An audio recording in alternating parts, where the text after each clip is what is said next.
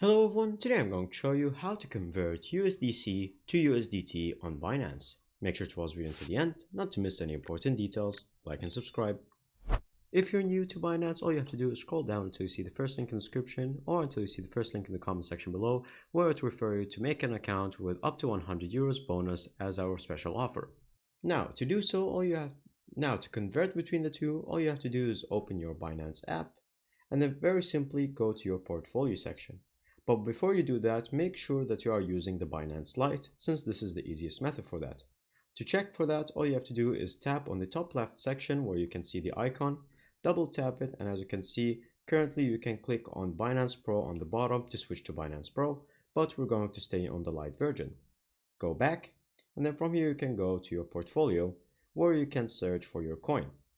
So we're going to select to USDC that I have right here. And then from here, all you have to do is click on the convert on the top left section. And then from here, you can change it to whatever you might like. So USDC, and then tap right here, and then search for USDT.